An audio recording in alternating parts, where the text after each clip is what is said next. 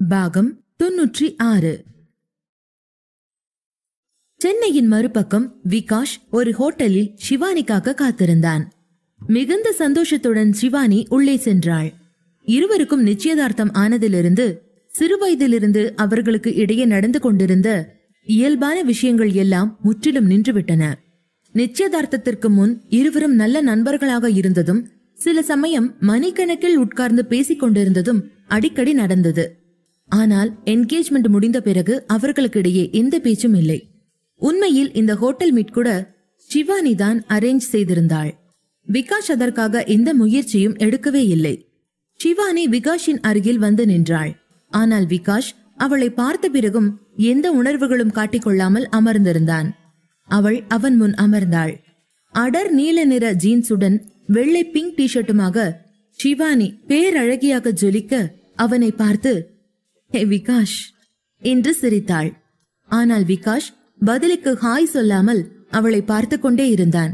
என்னாச்சு விகாஷ், ஏன் என்னையே பாக்குற என்று கேட்டாள். விகாஷ் இப்போது தன் மௌனத்தை கலைத்து நம்ம ஃப்ரெண்ட்ஷிப்பை ஏன் புரோக் பண்ண ஷிவானி என்று கேட்டான். அவன் பேச்சை கேட்டு குழம்பி போன ஷிவானி, என்ன பேசுற விகாஷ், நம்ம ஃப்ரெண்ட்ஷிப்ப நான் என்ன பண்ண என்று கேட்டாள். விகாஷ் ஷிவானியை பார்த்து, என் தாத்தா கிட்ட உன் அப்பா நாம 2 பேரும் லவ் பண்றோம்னு சொல்லிருக்காரு. நாம லவ் பண்றோம்னு எதுக்காக உன் அப்பா கிட்ட சொன்ன ஷிவானி? நம்ம ஃப்ரெண்ட்ஷிப்புக்கு நடுவுல இந்த லவ் எங்கிருந்து வந்துச்சு? கேன் யூ எக்ஸ்பிளைன் என்று கோபமாக கேட்டான். இதை கேட்ட ஷிவானி அதிர்ச்சி அடைந்தாள். விகாஷை ஆச்சரியத்துடன் பார்த்தாள்.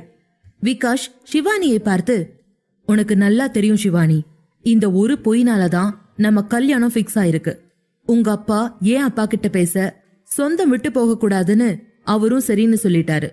என் அப்பா பேச்ச மீற முடியாம நானும் இதுக்கு சரின்னு சொன்னேன். என் அப்பாவோட விருப்பம் தானே இவ்ளோ நாள் நான் நினைச்சுக்கிட்டு இருந்தேன். ஆனா இன்னைக்குதான் அதுக்கெல்லாம் பின்னாடி நீ இருக்கேன்னு புரிஞ்சுது. விகாஷ் அவளை பார்த்து, சொல்லு ஷிவானி, எதுக்கு இப்படி பண்ண?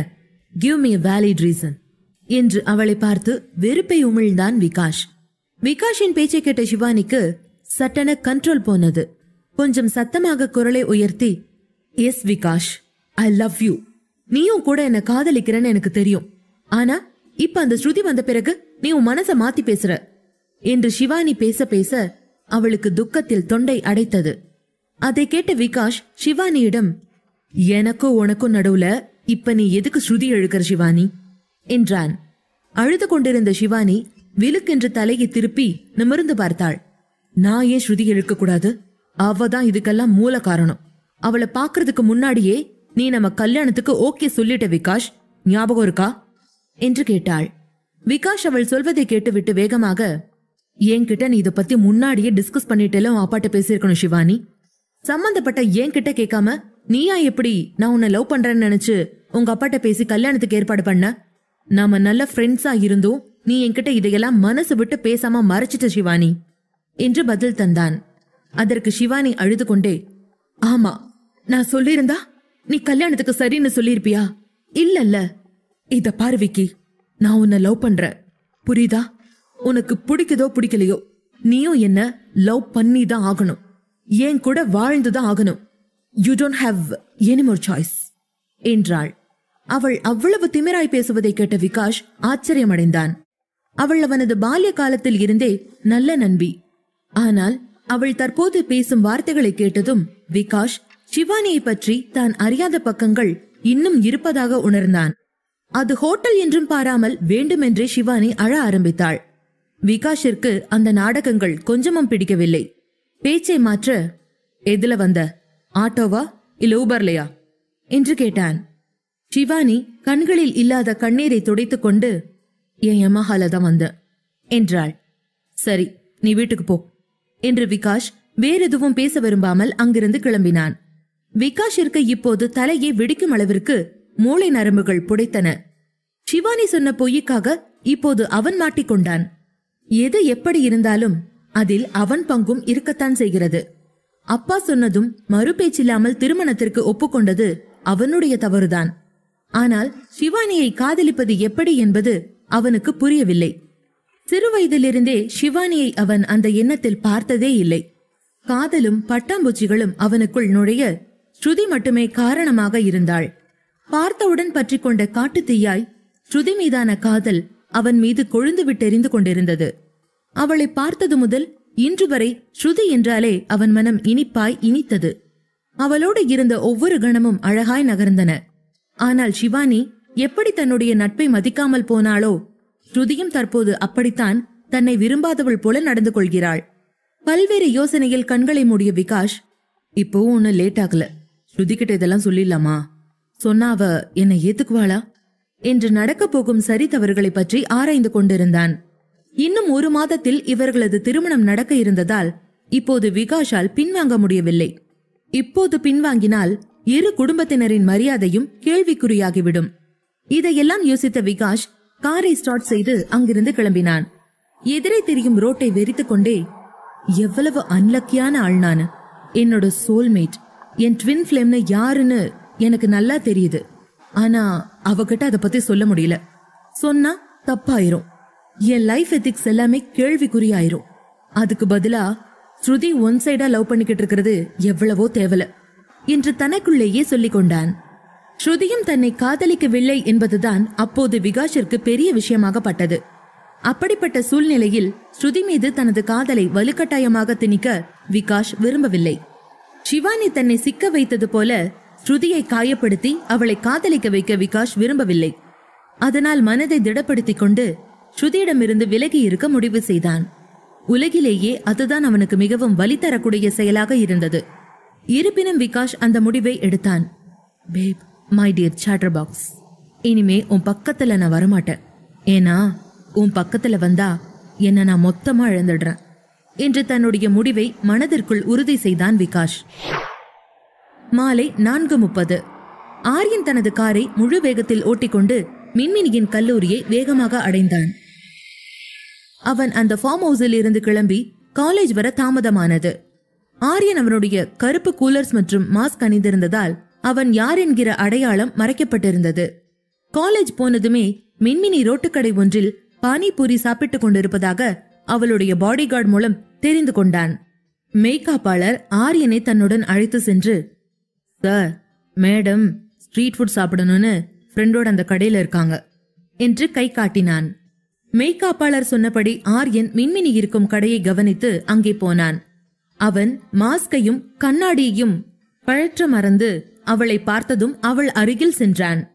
மின்மினி டீல் கிரீன் டாப்ஸில் ஐஸ் ப்ளூ ஜீனில் தன்னை மறந்து மும்முரமாக பானிபூரிகளை வாயில் அடுக்கிக் கொண்டிருந்தாள். தன் பின்னால் ஆரியன் நிற்பதை அவள் அறியவில்லை. ஸ்வஸ்திகா, மின்மினி இருவரும் கோல் கப்பா சாப்பிடுவதில் தீவிரமாக மூழ்கியிருந்தனர். கோல் கப்பா விற்பவரிடம், அண்ணா இன்னும் கொஞ்சம் காரமா சேர்த்து கொடுங்க என்றபடி பானிபூரிகளை வாய்க்குள் போடும் நேரம் ஒரு கை அவளை தடுத்தது. மின்மினி கோபமாக தலையை திருப்பி அவளை சாப்பிட விடாமல் தடுக்க முயன்றது யார் என்று பார்த்தாள். அவனை பார்த்ததும் வியப்படைந்தாள்.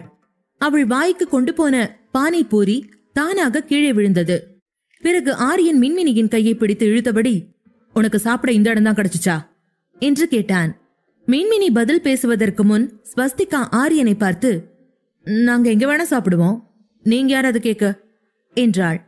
நான் அவளோட பார்ட்னர் என்ற ஆரியன் ஸ்வஸ்திகாவை கோபமாக பார்த்து கொண்டே, ஃபர்ஸ்ட் மேனர்ஸ்னா என்னன்னு புரிஞ்சுக்க.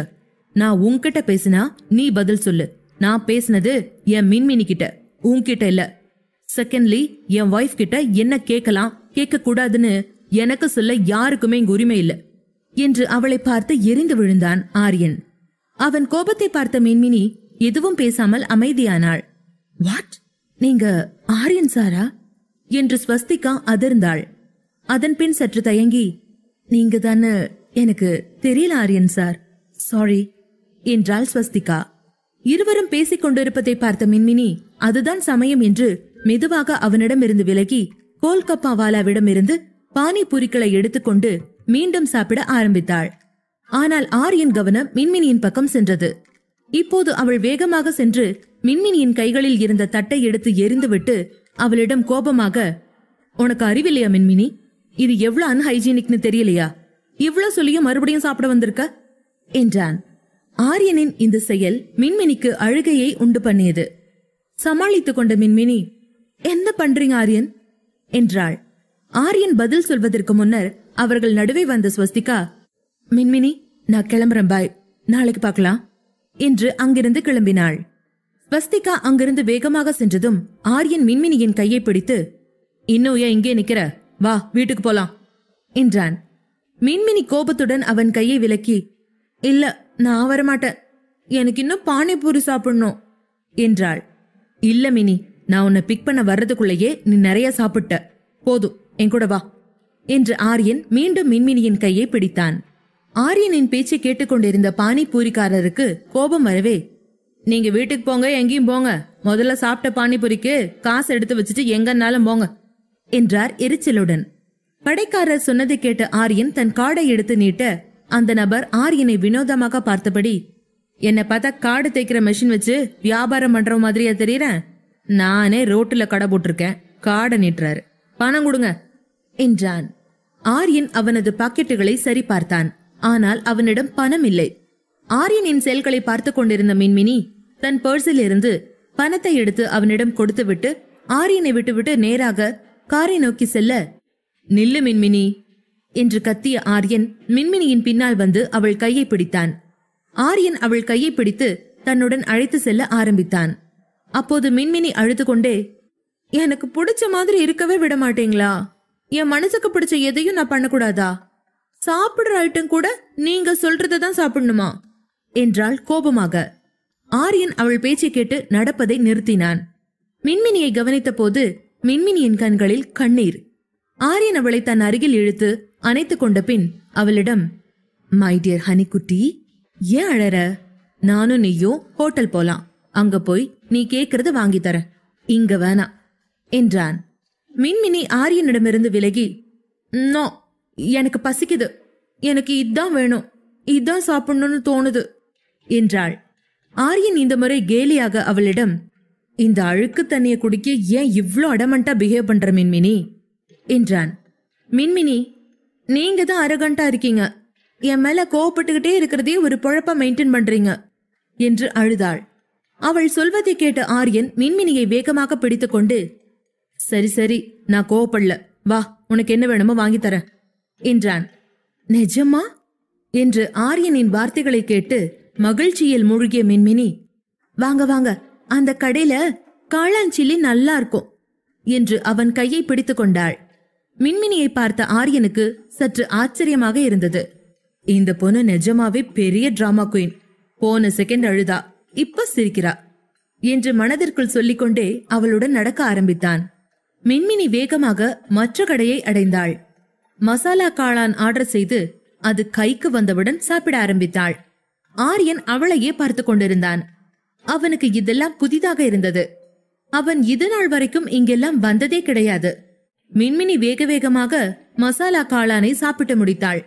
அதன் பின், போதும் போதும், எனக்கு பசி சரியாயிடுச்சு என்று சொல்லிக்கொண்டே அதற்கான பணத்தை கொடுத்துவிட்டு அவர்கள் இருவரும் தங்கள் காரின் அருகே வர, மின்மினி, ஆனா நீங்க என்ன கோல் கப்ப சரியா சாப்பிட விடல என்றாள். மின்மினியின் பேச்சை கேட்ட ஆரியனுக்கு உள்ளுக்குள் என்னவோ புரிய தொடங்கியது. உடனே அவளை காரின் உள்ளே உட்கார வைத்து, போதும் போதும், கிளம்பு, இனிமே நீ எதுவும் சாப்பிடக்கூடாது என்றான்.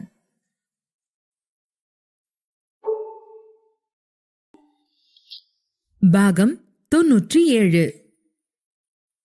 ஆரியன் இப்போது வேகமாக தன் ஓட்டுநர் இடத்திற்கு வந்து அமர்ந்தான். மின்மினி கொஞ்சம் எரிச்சல் அடைந்து, காலையிலிருந்து எனக்கு பசிச்சுக்கிட்டே இருக்கு ஆரியன், அதான் சாப்பிட வந்தேன் என்றாள். இப்போதெல்லாம் மின்மினிக்கு முன்பை விட பசி அதிகமாக இருந்தது. ஆனால் அதற்கான காரணம் அவளுக்கு தெரியவில்லை. ஆரியன் அமைதியாக காரை ஸ்டார்ட் செய்தான். மின்மினி லேசாய் ஹோப் செய்ய ஆரியன் அவளை வேடிக்கை பார்த்தான். அதனால் கோபமான மின்மினி, நான் ஒரு ஸ்ட்ரெஸ் ஈட்டர், ஓகேயா? எனக்கு ஸ்ட்ரெஸ் அதிகமானா இப்படிதான் கிடைக்கிற எல்லாத்தையும் சாப்பிட ஆரம்பிச்சிடுவேன் என்றாள். ஆரியன் அதை கேட்டு ஆச்சரியமடைந்து அவளை பார்த்தபடி, சரிடி என் செல்ல குட்டி, வீட்டுக்கு போனதும் நீயும் இஷ்டம் போல சாப்பிடு, யாரும் தடுக்க போறதில்ல. சரி, அதை விடு, உன் எக்ஸாம்ஸ் எல்லாம் எப்படி பண்ணிருக்க என்று கேட்டான். ஆரியன் இதை கேட்டதும் மின்மினிக்கு புசுபுசுவென்று அழுகை பொங்கியது. எனக்கு பயமா இருக்கு ஆரியன், நான் சரியா எழுதல, ஃபெயில் ஆயிடுவேன்னு தோணுது, அதான் என் ஸ்ட்ரெஸ்ஸுக்கான காரணமே என்று ஆரியனோடு ஒட்டி கொண்டாள். அதை கேட்ட ஆரியன் மின்மினியிடம், ஏன் நீ இப்படி நினைக்கிற என்று கேட்க, மின்மினி திரும்பி, ஏன்னு கேட்டா என்னன்னு சொல்றது, எல்லாத்துக்கும் நீங்க தான் காரணம். 12 நாளா வீட்டுக்கு வராம எங்கேயோ கிடந்தீங்க. உங்களை பத்தி யோசிச்சுக்கிட்டே என்னால சரியா படிக்க முடியல என்று கோபமாக சொன்னாள் மின்மினி. அவள் பேச்சில் தெரிந்த உண்மையால் ஆரியன் அமைதியானான். மின்மினி மீண்டும் அவன் தோளை பற்றி கொண்டு, இப்ப நான் ஃபெயில் ஆனா ஐயா என்ன கோச்சுக்க போறாரு, எனக்கு பயமா இருக்கு என்றாள். ஆரியன் மின்மினியின் தலையில் முத்தமிட்டு, டோன்ட் வரி, நீ நிச்சயம் நல்ல மார்க் எடுப்ப. இது ஒன்னும் லாஸ்ட் எக்ஸாம் இல்லல்ல, அடுத்த எக்ஸாம்ஸ்ல நல்ல மார்க் எடுத்துடலாம் என்று கூற, மின்மினி ஆரியன் தோளில் சாய்ந்து கொண்டு, இந்த ஸ்ட்ரெஸ்னாலதான் நான் பானிபூரி சாப்பிட்டு இருந்தேன். ஆனா நீங்க என் ஸ்ட்ரெஸ் ஈட்டிங்க கூட சரியா பண்ண விடல என்றாள். ஆரியன் காரை ஓட்டிக்கொண்டே, சரி சாரி குட்டிமா, நாம் ஒரு விஷயம் பண்ணலாமா? உனக்கு பிடிச்ச ஃபுட் லிஸ்ட என்கிட்ட கொடுத்துரு. எப்பெல்லாம் நீ ஸ்ட்ரெஸ்ஸா இருக்கிறியோ அப்பெல்லாம் நான் அதை நம்ம ஹோட்டல்ல இருந்து கொண்டு வர சொல்றேன். நீ நிம்மதியா உன்னோட ஸ்ட்ரெஸ் சந்தோஷமா கொண்டாடு என்றான். ஓகே ஓகே என்று சந்தோஷமானாள் மின்மினி. அவள் சொன்னதை கேட்டு ஆரியன் சிரித்தான். மக்கு பண்டாரம் என்று மெதுவாக கிசுகிசுத்தவன், உனக்கு ஒரு விஷயம் சொல்லட்டுமா? இவ்வளவு ஜங்க் ஃபுட் சாப்பிட்டீனா சீக்கிரமே நீ வெயிட் போட்டுருவ. பார்க்க நல்லாவே இருக்க மாட்ட. உன் உயரத்துக்கு ஏத்த வெயிட்ல தான் நீ பார்க்க ஷேப்பா அழகா தெரிவ. நான் சொல்றது உனக்கு புரியுதா என்று மின்மினியை கலங்க வைத்தான் ஆரியன். என்ன, குண்டாயிருவனா என்று சொல்லிக்கொண்டே தன்னையே பார்க்க ஆரம்பித்தாள் மின்மினி. அதன் பின் அவள் ஆரியனை நெருங்கி வந்து சற்று குனிந்து அவன் கண்களை பார்த்து, நான் குண்டாயிட்டன்னா நீங்க என்ன லவ் பண்ண மாட்டீங்களா ஆரியன் என்று கேட்டாள். ஆரியன் கண்கள் மின்மினியின் அழகான முகத்தில் விழுந்ததும் அவனால் சிரிப்பை அடக்க முடியவில்லை. மின்மினியின் கண்கள் குட்டி நட்சத்திரங்களாய் ஜொலித்துக் கொண்டிருந்தது. அதை பார்த்ததும் மின்மினிக்கு உடனே முத்தம் கொடுக்க வேண்டும் போல இருந்தது. ஆனால் ஆரியன் ரோட்டை பார்த்து காரை ஓட்டினான். ஆரியனையே மௌனமாக பார்த்த மின்மினி, பதில் சொல்லுங்க ஆரியன், நான் குண்டாகிட்டா நீங்க என்ன லவ் பண்ண மாட்டீங்களா? உங்களுக்கு என்ன பிடிக்காம போயிடுமா என்று விடாமல் கேட்க, ஆரியன் முகத்தை சீரியஸாக வைத்துக்கொண்டு, it's depends on your wait மின்மினி என்று விளையாட்டாய் சொல்ல, ஆரியனின் பதிலை கேட்ட மின்மினி கோபம் அடைந்து அவனிடமிருந்து விலகி அமர்ந்தாள். ஆரியன் ஒரு கையால் காரை ஓட்டிக்கொண்டே மற்றொரு கையால் அவளை இழுத்து தன் அருகே சேர்த்தான். சரி சரி, அப்பவும் எனக்கு உன்னை பிடிக்கும், எங்க ஒரு கிஸ் பண்ண பாப்போம் என்றான். கோபம் தீராத மின்மினி, இல்ல நான் கிஸ் எல்லாம் கொடுக்கறதா இல்ல என்றாள். அதற்கு ஆரியன் அவளை பார்த்து கண் சிமிட்டி, சரி கொடுக்காத, நானே எடுத்துக்கிறேன் என்றான். கொஞ்சம் கூட கூச்ச நாச்சமே இல்லாத ஒரு ஆள்கிட்ட போய் என்ன நல்லா மாட்டி விட்டுட்டாங்க என்று மின்மினி அவன் தோளில் அடிக்க ஆரம்பித்தாள். அவள் சொல்வதை கேட்டு ஆரியன் உரக்க சிரித்தான். சிறிது நேரத்தில் ஆரியனும் மின்மினியும் வீட்டை அடைந்தனர். மின்மினி இன்னும் ஆரியன் மீது கோபமாக இருந்ததால் கார் நின்றதும் வேகமாக இறங்கி உள்ளே ஓடினாள். மின்மினி பார்த்து போ என்று சிரித்தபடி மின்மினியின் பின்னால் ஆரியன் நடந்து கொண்டிருந்தான். அதே நேரம் காந்திமதி லிவிங் ரூமில் அமர்ந்திருந்தார். ஆரியனை பார்த்ததும் அவருடைய உள்ளம் வெறுப்பால் நிறைந்தது. தன் மகனின் வாழ்க்கையை ஆரியன் நாசமாக்கி விட்டதால் ஆரியனை காந்திமதி ஒட்டுமொத்தமாக வெறுக்க ஆரம்பித்தாள். அவர்கள் இருவரும் ஜோடியாக போவதை பார்த்து கொண்டே, என்ன பார்த்தும் பார்க்காத மாதிரி போறியா? போ ஆரியா, இன்னும் எத்தனை நாள் இப்படி சந்தோஷமா வாழ்றேன்னு நானும் பாக்குறேன் என்றார். அதே நேரம் மின்மினி மூச்சு வாங்க அறைக்கு வந்து சேர்ந்திருந்தாள். ஆரியனும் அவளை பின்தொடர்ந்து வந்து அவளை பிடித்து இழுத்தான். அதன் பின் ஆரியன் மின்மினியின் முகத்தை தன் கைகளில் ஏந்தி கொண்டு, I was just kidding little hard, விளையாட்டுக்கு சொன்ன, இது கூடவா உனக்கு தெரியல என்று கேட்டான். ஆரியன் சொன்னதை கேட்ட மின்மினி, அப்படின்னா நான் ஃபேட் கேர்ள் ஆனாலும் நீங்க என்ன லவ் பண்ணுவீங்களா என்று கேட்க, ஆரியன் அதற்கு தலையை அசைத்து, ஆமா, முன்ன விட இன்னும் அதிகமா உன்னை லவ் பண்ணுவேன் என்றான். ஆரியன் பிடியில் இருந்து தன்னை விடுவித்துக் கொண்ட மின்மினி, இல்ல, நீங்க பொய் சொல்றீங்க, என் மனச சமாதானம் செய்யறதுக்காக இப்படி பேசுறீங்க என்றாள். அப்போது திடீரென மின்மினியின் முகத்தை பார்த்த ஆரியன் மின்மினியின் உதடுகளில் தன் உதடுகளை பதித்தான். அவன் அவளை முத்தமிட ஆரம்பித்தான். முத்தமிட்டுக் கொண்டே மின்மினியை சுவரில் தள்ளினான். பரஸ்பர முத்தங்களால் காதல் நொடிகள் கரைந்து கொண்டிருந்தன. மணிக்கு 100 கிலோமீட்டர் வேகம் ஓடும் குதிரையாய் அவர்களின் இதயங்கள் சப்தமிட்டுக் கொண்டிருந்தன. அதன் பின் மூச்சிறைக்க விலகிய ஆரியன் மின்மினியின் கைகளை ஏந்தி கொண்டு, சொன்னா நம்பு மினி, நான் நொடிக்கொரு தரம் உன்னை எவ்வளோ லவ் பண்றேன்னு சொல்லிட்டே இருக்க முடியாது. அதுக்காக நான் உன்னை நேசிக்கலன்னு அர்த்தம் இல்ல, புரியுதா? இப்ப மட்டும் இல்ல, எப்பவுமே நான் உன்னை இதே மாதிரி லவ் பண்ண போறேன். உனக்கு வயசானாலும் எனக்கு வயசானாலும், நமக்கு முடி நரைச்சாலும் தோல் சுருங்கினாலும் என் நேசத்துல ஒரு துளி கூட குறையாது.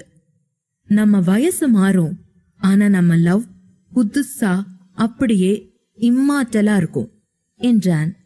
மின்மினி அவன் சொன்னதை கேட்டு அவனை இமைக்காமல் பார்த்தாள். ஆரியன் சொன்ன ஒவ்வொரு வார்த்தைகளும் அவளுக்குள் என்னவோ செய்தது. கண்ணம் சிவந்து கண்களை தாழ்த்தினாள். அதே நேரம் உடலுக்குள் சில மாற்றங்கள் நடப்பதாக உணர்ந்தாள். ஆரியன் அவளுடைய சிவந்த முகத்தை ஒற்றை விரலால் தூக்க மின்மினி அவனை வெடுக்கென பிடித்து தள்ளிவிட்டு பாத்ரூம் நோக்கி ஓடினாள். ஆரியன் அதிர்ச்சியாக பாத்ரூமிற்குள் சென்ற மின்மினி வாமிட் எடுத்தாள். ஆரியன் வேகமாக அவள் பின்னால் நின்று அவள் முதுகை நீவி கொடுத்தான். சிறிது நேரம் கழித்த மின்மினி முகம் கழுவினாள். ஆரியன் அவன் பக்கம் திரும்பி, "Are you okay?" என்று கேட்க மின்மினி என்று தலையாட்டினாள். ஆரியனுக்கு மின்மினி மீது கோபம் வந்தது. இதுக்காகத்தான் உன்னை வெளியில சாப்பிட வேணான்னு சொன்ன. சாப்பிடுறது உன் சுதந்திரம்னு எதையோ சொல்லி இப்ப பாத்தியா யார் கஷ்டப்படுறா என்று கேட்டான். மின்மினி அதிர்ச்சியான முகத்துடன், எனக்கு ஒன்னும் இல்ல, நான் சரியாயிட்டேன் என்றாள்.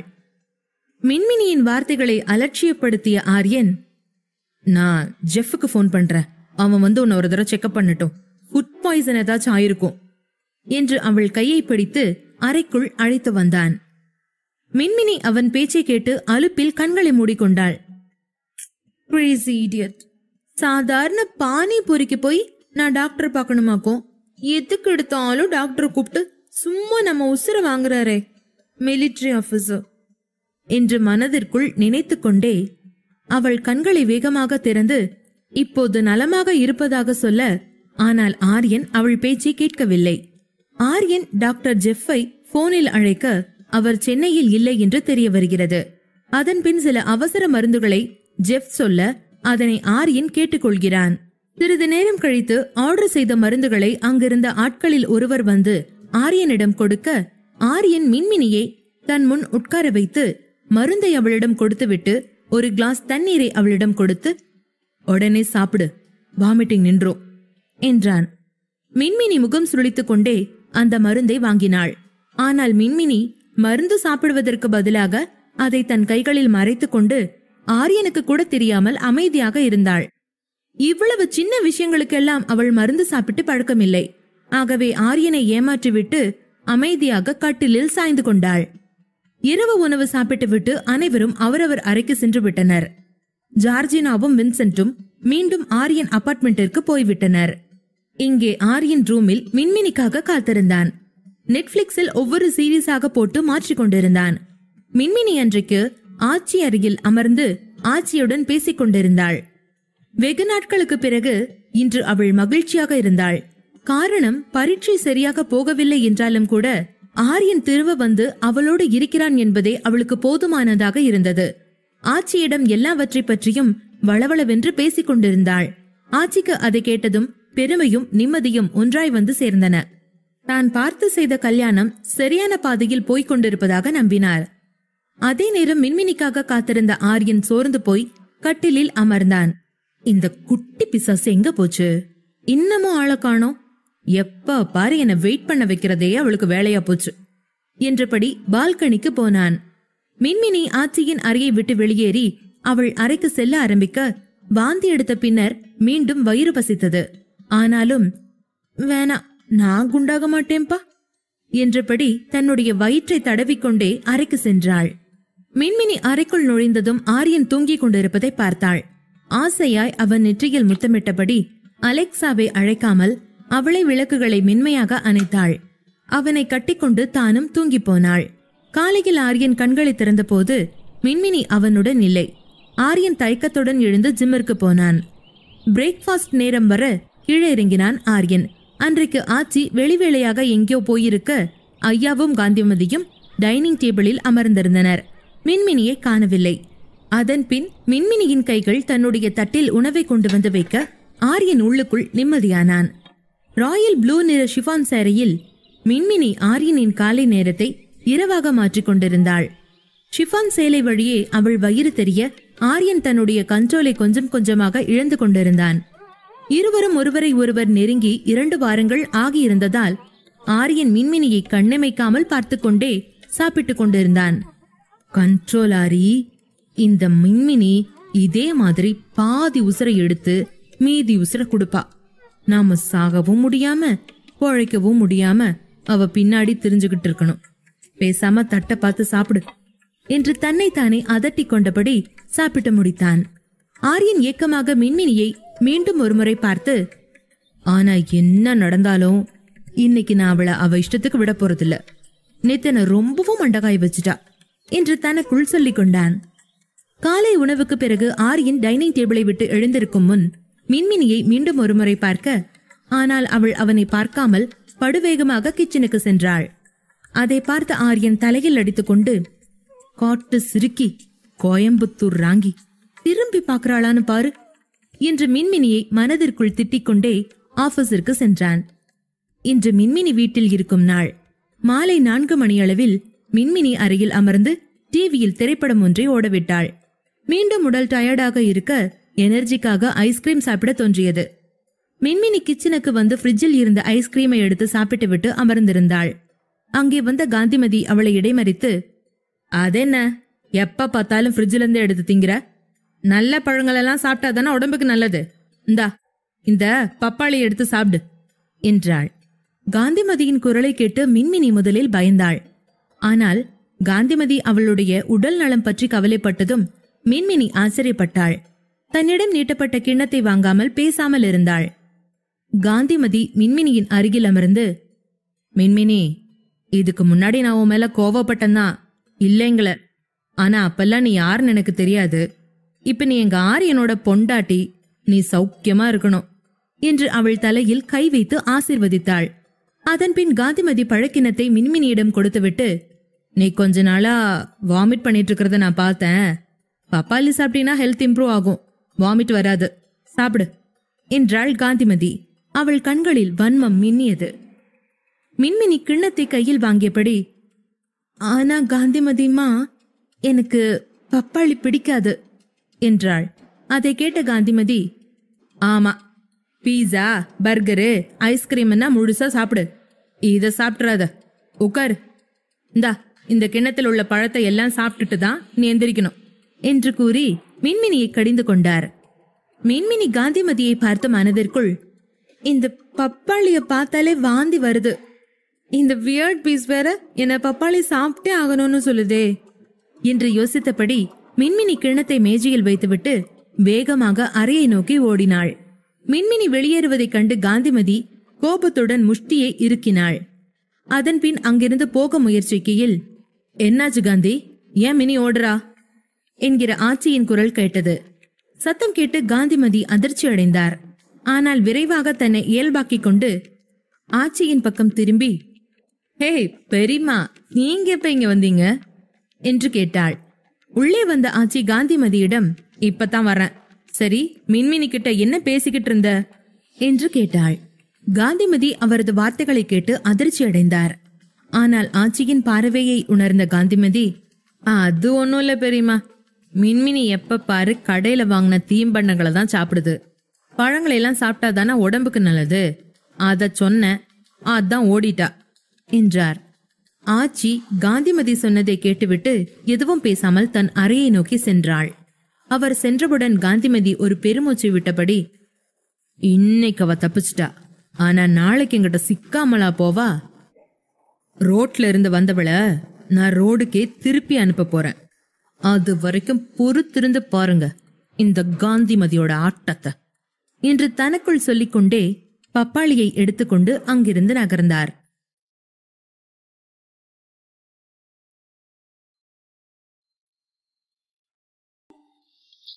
பாகம் 98.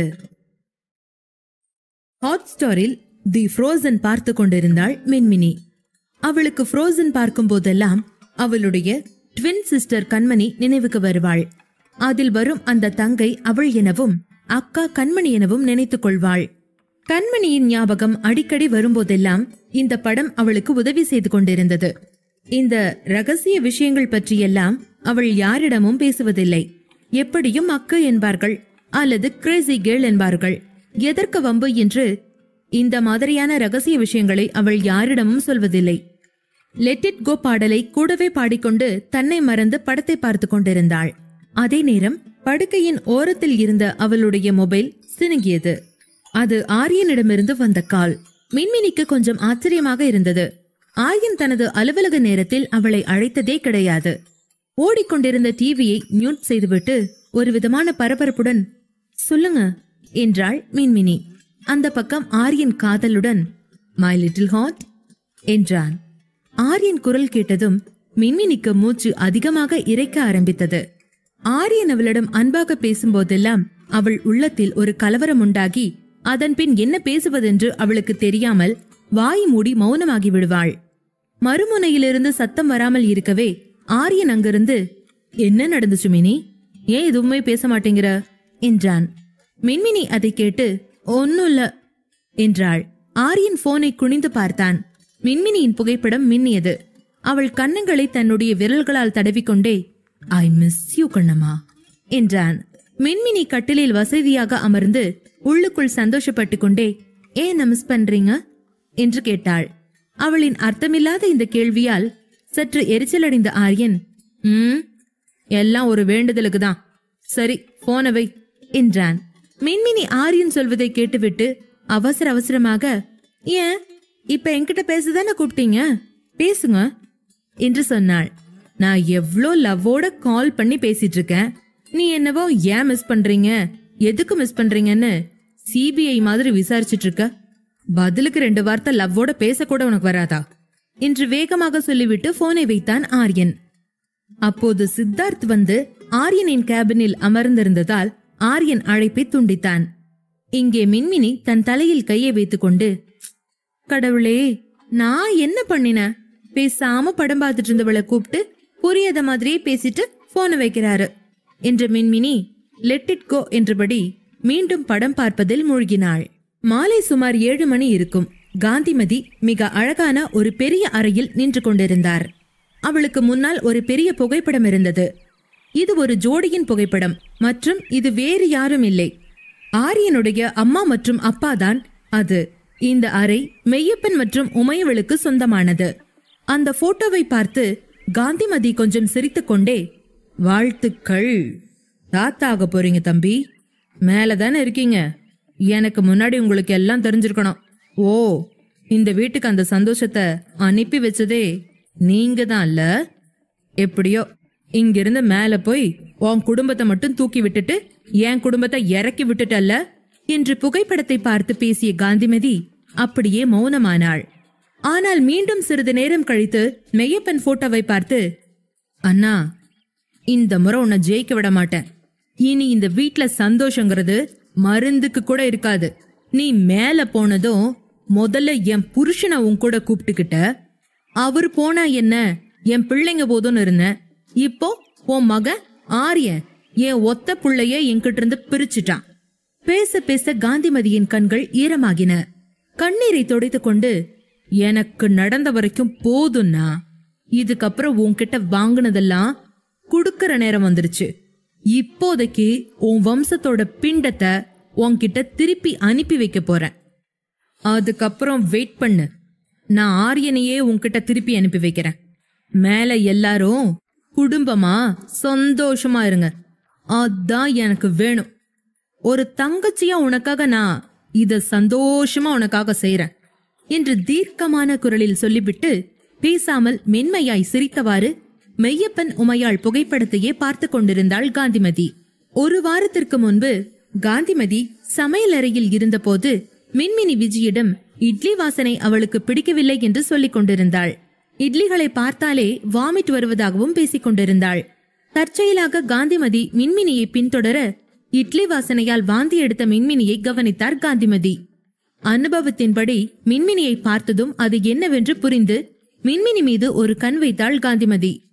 ஒரு வாரம் மின்மினியை கண்காணித்ததில் அவளுடைய குழப்பங்கள் எல்லாம் விலகி தான் யோசித்தது போல மின்மினி கர்ப்பமாக இருக்கிறாள் என்பதை காந்திமதி புரிந்து கொண்டாள்.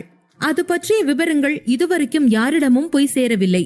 ஏனெனில் தான் கர்ப்பமாக இருக்கிறோம் என்ற விஷயம் மின்மினிக்கே தெரியாது. ஆரியன் வீட்டுக்கு வராத இந்த 2 வாரம் வீடே அமைதி காத்ததால் ஒரு அறையில் நடக்கும் விஷயங்கள் மற்றொரு அறைக்கு தெரியாமல் போனது. ஆரியனுக்குமே அதை பற்றி தெரிந்திருக்கவில்லை. மின்மினி அம்மாவாக போகிறாள். தன்னுடைய மகனை தன்னிடம் இருந்து பிரித்த ஆரியன் அப்பாவாக போகிறான். இது காந்திமதியின் பிள்ளை பிரிவினை தட்டி எழுப்பியது. என் புள்ளைய என்கிட்ட இருந்து பிரிச்சுட்டு நீ புள்ள பெத்துக்க முயற்சி பண்ற, என்கிட்ட இருந்து எல்லாத்தையும் பறிச்சுக்கிட்ட, இனி நீ எப்படி சந்தோஷமா இருக்க போறேன்னு பாக்குற ஆரியன். இந்த வீட்டுக்கு தப்பி தவறி கூட சந்தோஷங்கிறத வரக்கூடாது. தெரியாம அட்ரஸ் மாதிரி வந்தா கூட நான் அதை செதச்சு அனுப்பிடுவேன் என்று மனதிற்குள் முடிவெடுத்துக் கொண்டாள் காந்திமதி. மின்மினிக்கு இன்னும் தன் குழந்தையை பற்றி எதுவும் தெரியாது. ஆரியன் வேறு அப்போது வீட்டில் இல்லை. அதனால் அனைவரின் மனநிலையையும் அது பாதிக்கவே யாரும் மின்மினியை அதிகம் கவனிக்கவில்லை. ஆனால் இப்போது ஆரியன் திரும்பி வந்திருக்கிறான். ஆரியன் இப்போது மின்மினியுடன் பழையபடி நெருக்கமாக இருப்பதால் மின்மினி கர்ப்பமாக இருக்கிறாள் என்பதை கண்டுபிடிக்க அவனுக்கு அதிக நேரம் எடுக்க போவதில்லை. அதனால் தான் செய்ய வேண்டியதை சீக்கிரம் செய்ய வேண்டும். தனக்கு நேரமில்லை என்று நினைத்துக் கொண்டே அந்த அறையை விட்டு வெளியேறினாள். இரவு 9:30 ஆகியும் ஆரியன் இன்னும் வரவில்லை. ஆரியனுக்காக காத்திருந்த மின்மினி பால்கனியில் அமர்ந்து தன் போனை எடுத்து போனில் கேம் விளையாட ஆரம்பித்தாள். விளையாட்டில் மும்முரமாக இருந்த மின்மினிக்கு நேரம் போனதே தெரியவில்லை. இரவு 10:30க்கு மேல் ஆகியிருக்கிறது என்பதை மொபைல் காட்டியது. இவ்ளோ நேரம் ஆச்சு, இன்னுமா இவர் வரல என்று சொல்லிக்கொண்டே அவள் பால்கனியில் இருந்து எழுந்து அறைக்கு வந்தாள். வந்த வேகத்தில் தன்னெதிரே நின்ற ஆரியனை பார்த்து விட்கப்பட்டு கொண்டே அங்கிருந்து பால்கனிக்கு போனாள். குளோசெட் அறையில் ஆரியன் ஒரு டவலை இடுப்பில் சுற்றி கொண்டு கண்ணாடி முன் நின்று தலையை துவட்டி கொண்டிருந்தான். அவன் உடலில் ஈரம் முற்றிலும் போகாமல் முத்து முத்தாக ஒட்டி கொண்டிருந்தது. தன்னை பார்த்ததும் மின்மினி வெட்கப்பட்டு வெளியே போவதை ஆரியனும் கவனித்தான். தனக்குள் சிரித்துக் கொண்டே மீண்டும் தலை துவட்ட தொடங்கினான். பால்கனியில் நின்றிருந்த மின்மினியை ஆரியன் பின்னால் இருந்து கட்டிக்கொண்டான். அப்போதுதான் குளித்துவிட்டு வந்த ஆரியனின் குளிர்ந்த கைகளின் ஸ்பரிசத்தால் மின்மினி சில்லிட்டாள். ஆரியன் ஒரு கையை அவள் மார்பிலும் மற்றொன்றை வயிற்றிலும் வைத்திருந்தான். மின்மினி அவனின் சூடான மூச்சுக்காற்றின் தாக்கத்தால் தன்னை மீறி ஆரியன் என்று ஹஸ்கியாக அழைக்க ஆரியன் அமைதியாக நின்று கொண்டு மின்மினியின் தலைமுடியில் அவனுடைய முகத்தை மறைத்துக் கொண்டு அவளின் நறுமணத்தில் தன்னை கரைத்துக் கொண்டிருந்தான். மின்மினி, முதல்ல போய் ட்ரெஸ் பண்ணுங்க, பனி பெய்து உடம்பு கொத்துக்காது, நெஞ்சு சளி பிடிச்சுக்கும் என்று கனிவோடு பேசினாள். ஆரியனுக்கு அதெல்லாம் காதில் விழவில்லை. அவனுடைய மனம் இப்போது மின்மினியின் ஸ்பரிசங்கள் மீது குவிந்தது. மெதுவாய் குனிந்து பின்கழுத்தில் முத்தமிட்டான். நட்சத்திரங்கள் வெட்கப்பட்டன. நிலவு, நான் எதையும் பார்க்கலப்பா என்று சொல்லிக்கொண்டே மேகத்தின் பின்னால் ஒளிந்து கொண்டது. மேகங்கள் ரவுடி பையன்கள் போல நீ நடத்துனா நாங்க பாத்துறோம் என்பதை போல பவுன்சர் பாய்ஸாய் மாறி ஆகாயம் இவர்களை கவனிக்காமல் பார்த்து கொண்டன. ஆரியனின் அண்மையில் கண்மூடி இருந்த மின்மினி வேகமாக கண் திறந்தாள். அங்கிருந்து நகர்ந்து அறைக்கு போய் கட்டிலில் அமர்ந்து கொண்டாள். அவளை பின்தொடர்ந்து வந்த ஆரியன், நீ சாப்பிட்டியா என்று கேட்டான்.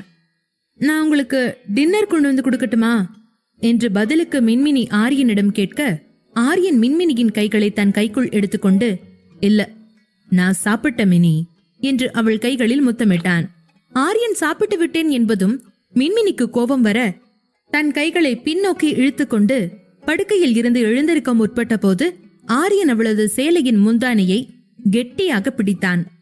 நகர்த்தால் சிக்கல் என்பதால் மின்மினி அப்படியே சிலை போல நின்றபடி மெதுவாக, என்ன பண்றீங்க ஆரியன்? விடுங்க, என்னோட சாரி கிழிஞ்சிரும் என்றாள். ஆரியன் அவள் அருகில் வந்து மீண்டும் கழுத்தில் முத்தமிட்டபடி, என் பொண்டாட்டிய லவ் பண்ண ட்ரை பண்ணிட்டு இருக்க என்றபடி அவளை அணைத்து கூந்தல் வாசம் முகர்ந்தான். இதை கேட்டதும் மின்மினி விழுக்கென்று திரும்பினாள். ஆரியனின் பிடியில் இருந்து விலகியவாறே, அதான் எனக்கு 2 வார்த்தை கூட லவ் இன்ஃபியூஸ் பண்ணி பேச தெரியாதுன்னு சொன்னீங்க தானே? நான் தான் மக்கு சம்பிராணியாச்சே, எனக்கு தான் லவ் பண்ணவே தெரியாதே. அப்புறம் நீங்க மட்டும் ஏன் என்ன ஒன் சைடா லவ் பண்ணிக்கிட்டு? ஒண்ணு வேணாம், போங்க என்றாள். அவள் சொல்வதை கேட்ட ஆரியனுக்கு அப்போதுதான் மின்மினியுடன் பகலில் நடந்த உரையாடல் நினைவுக்கு வந்தது. அவன் சிரித்து கொண்டே மின்மினியிடம் வந்து, ஆமா சொன்ன, நான் ஒன்னும் உன்னை குறையா சொல்லலையே, தப்பா எதுவும் சொன்னா என்ன என்று கேட்டான். மின்மினி தன்னை நெருங்கும் ஆரியனை தள்ளிவிட்டு, ஆமா, எனக்கு லவ்லியா ஆசையா பேச தெரியாதுதான், அதுக்கு என்னப்பா என்று கேட்டாள். அதை கேட்ட ஆரியன் ஆச்சரியப்பட்டு கொண்டே, நீ ஆசையா பேசணும்னால ஒன்னும் இல்ல மின்மினி, உன்னை பத்தி யோசிச்சாலே நான் ஆசையில மிதக்குறேன் என்று அவளை இறுக்கி அணைத்து கொண்டே சொன்னவன், இருந்தாலும் ஆசையா காதலோட பேசுறது எப்படின்னு உனக்கு கத்து கொடுக்க நான் இருக்கேன், வா சொல்லித்தர என்று ஆரியன் மின்மினியை அணைத்து கொண்டான். மின்மினியின் உச்சியில் அன்புடன் முத்தமிட்டு அவளை மேலும் இறுக்கினான். ஆரியன் தன்னை விட்டு விலகப் போவதில்லை என்று மின்மினிக்கு புரிந்தது. அவளும் அவனை தடுக்க விரும்பவில்லை. பேசிக்கொண்டே ஆரியன் மின்மினியின் புடவை பின்னையும் கழற்றியிருந்தான். குனிந்து அவளை தன் கைகளில் தூக்கி கட்டிலில் வசதியாக படுக்க வைத்தான். மின்மினி கண்களை மூடிக்கொண்டாள். என்றைக்கும் இல்லாமல் ஆரியன் இன்றைக்கு அலெக்சாவிடம் லைட்ஸ் ஆன் என்றாள். அலெக்சா திணறிக்கொண்டே விளக்குகளை போட்டுவிட்டு தன் கண்களை இறுக மூடிக்கொண்டது. கண்மூடி இருந்த மின்மினியை பார்த்த ஆரியன், என்ன நீ பார்த்துதான் ஆகணும் மின்மினி, ஓபன் யுவர் ஐஸ் என்றான். மின்மினி அவனுக்கு கீழ்ப்படிந்து கண்களை திறந்தவுடன் ஆரியன் தன் உதடுகளை மின்மினியின் உதடுகளுடன் இணைத்தான். அவன் அவளை முத்தமிட ஆரம்பித்து நிறுத்திவிட்டு, நவ் யுவர் டர்ன் என்றான். சொல்லிவிட்டு மீண்டும் மின்மினியின் உதடுகளில் உதடுகளை பதித்தான். மின்மினியும் எந்த தயக்கமும் இல்லாமல் ஆரியனின் தலைமுடிக்குள் விரல்களை செலுத்தி முத்தமிட ஆரம்பித்தாள். இருவரும் ஒருவரை ஒருவர் முத்தமிடுவதில் தீவிரம் காட்டினர். தாகத்தில் தவிப்பவன் நீரெள்ளி அருந்துவதைப் போல படுவேகமாக ஆரியன் மின்மினியை பருகிக் கொண்டிருந்தான். உதடுகளில் இருந்து கீழிறங்கும் ஆரியனை தடுக்க முடியாமல் மின்மினி திணற ஆரியன் அவளுடைய வயிற்றில் முத்தமிட ஆரம்பித்தான். அப்போது அவனுக்குள் சில வித்தியாசமான உணர்வுகள் உண்டானது. என்றைக்கும் இல்லாத ஒரு பூரண அமைதியை அவன் அன்று உணர ஆரம்பித்தான். உள்ளிருக்கும் ஒன்று மிக அமைதியாக அந்த முற்றங்களை ஏற்றுக்கொண்டது. வெகு நாட்களுக்கு பிறகு இன்று ஆரியன் மின்மினியை நெருங்கி இருப்பதால் ஆரியன் தன் ஆசைகள் அனைத்தையும் நிறைவேற்றுவதில் பிஸியாக இருந்தான். கண்ணம்மா, இன்னைக்கு நீ என்னை எங்கேயும் ஸ்டாப் பண்ண நினைக்காத, ஐ நீட் யூ என்றான். அதை கேட்ட மின்மினி வேறு பக்கம் முகத்தை திருப்பிக் கொண்டே மெல்லிய குரலில், உங்களை யாரு ஸ்டாப் பண்ண போறா என்றாள். மின்மினி தானும் ஆரியன் செயல்களால் சந்தோஷமாக இருக்கிறாள் என்பதை சொல்லாமல் சொல்லிவிட்டு ஆரியனை முழுதாய் உள்வாங்க ஆரம்பித்தாள். இருவரும் ஒருவரின் இதய துடிப்பை மற்றவர் உணர்ந்து கொண்டிருந்தனர். 2 இதயங்களுமே அதனதன் ஹார்ட்பீட் ரேட்டை 90க்கும் மேல் தாண்டி கொண்டிருந்தன. அவர்களின் சுவாசம் ஒருவருக்கொருவர் கரைந்தது. இரவு 12 மணி ஆகியிருக்க ஆரியன் மின்மினியை தன் மீது போர்த்தி கொண்டு படுத்திருந்தான். இருவரும் இன்னும் தூங்கவில்லை. மின்மினி இன்று மிகவும் மகிழ்ச்சியாக இருந்தாள். அவள் தன் உதடுகளை ஆரியன் மார்பில் பதித்து பின் அவன் மார்பில் தன் முகத்தை மறைத்தாள். மினி, நான் ஒன்னு கேட்கட்டுமா என்றான் ஆரியன். சொல்லுங்க என்று மின்மினி சொல்ல, ஒன்ஸ் மோர் என்று ஆரியன் கேட்க மின்மினி அது என்ன என்று கேட்க நினைப்பதற்கும் ஆரியன் மீண்டும் அவளை ஆக்கிரமிக்க ஆரம்பித்திருந்தான். அடுத்த நாள் பகல் முழுவதும் கடந்து இரவானது. இரவு உணவிற்கு பின் மின்மினி தன் அறைக்கு வந்தாள். ஆரியன் இன்னும் வரவில்லை. மின்மினி அவனை போனில் அழைக்க அவன் பதிலளிக்கவில்லை. அலமாரி அறைக்கு வந்த பிறகு மின்மினி உடை மாற்றினாள். ஆரியன் அணிந்த அவளுடைய நைட்டியை எடுத்து அவள் அணிந்து கொண்டாள். அதில் ஆரியனின் வாசனை மீதமிருந்தது. தன்னுடைய நைட்டியை ஸ்மெல் பண்ணி கொண்டே இருந்தவளை ஆரியன் பின்னிருந்து கட்டி கொண்டான். இன்னைக்கு யாரோ என்ன ரொம்ப மிஸ் பண்ணிருக்காங்க போல இருக்கு என்று மின்மினியின் காதில் மெதுவாக கிசுகிசுத்தான். மின்மினி ஆரியனுடைய பிடியை இறுக்கி, ஆமா ரொம்ப மிஸ் பண்ண என்றாள். அதே நேரம் மின்மினிக்குள் இருந்த ஏதோ ஒன்று புரள ஆரம்பித்தது. அடிவயிற்றில் வின் என்று வலித்தது. அடிவயிறுக்கும் தொப்புளுக்கும் இடையே ஒரு நேர்கோடென அந்த வலி பயணித்தது.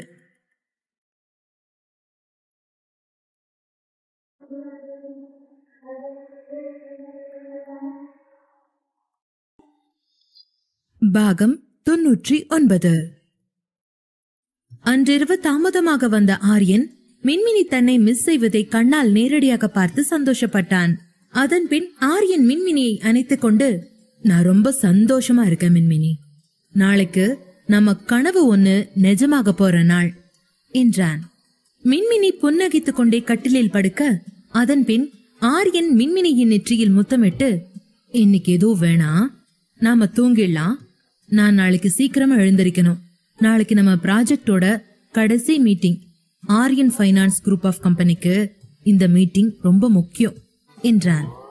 ப்ராஜெக்ட் பற்றி சிறிது நேரம் பேசிக் கொண்டிருந்த பின் இருவரும் ஒருவரை ஒருவர் கட்டிப்பிடித்து உறங்கினர். அடுத்த நாள் ஆரியன் அதிகாலையிலேயே தயாராகி கொண்டிருந்தான். மின்மினி ஆரியனுக்கு டை கட்டி கொண்டிருந்தாள்.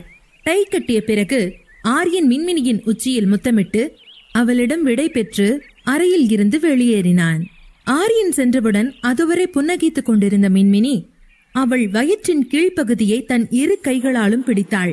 அங்கே ஏன் அவளுக்கு வலிக்கிறது என்பது அவளுக்கு தெரியவில்லை. நேற்று இரவு தூங்கிவிட்டதால் எதுவும் தெரியவில்லை. மீண்டும் காலையில் இருந்து வலி பயணித்துக் கொண்டிருந்தது.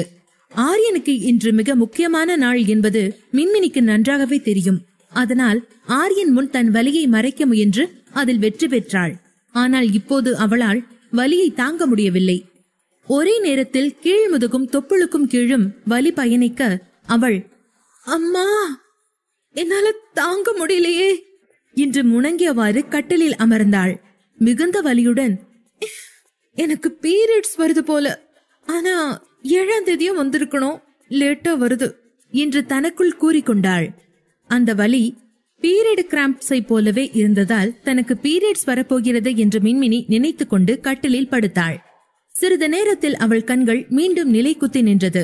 கீழே லிவிங் ஏரியாவில் ஆச்சி வந்து கல்பனாவிடம், மின்மினி காலேஜ் கிளம்பிட்டாளா என்று கேட்க, கல்பனா, இல்லங்க ஆச்சி, இன்னும் மின்மினி கீழே வரவே இல்லை என்றாள். ஆச்சி விஜியை அழைத்து மின்மினியை கூட்டிக் கொண்டு வருமாறு சொல்ல விஜி மின்மினி அறை நோக்கி போனாள். இங்கே அறையில் மின்மினியின் கண்கள் மட்டும் திறந்தன. இப்போது சகிப்புத்தன்மை இல்லாத அளவுக்கு அவளது வலி அதிகரித்தது.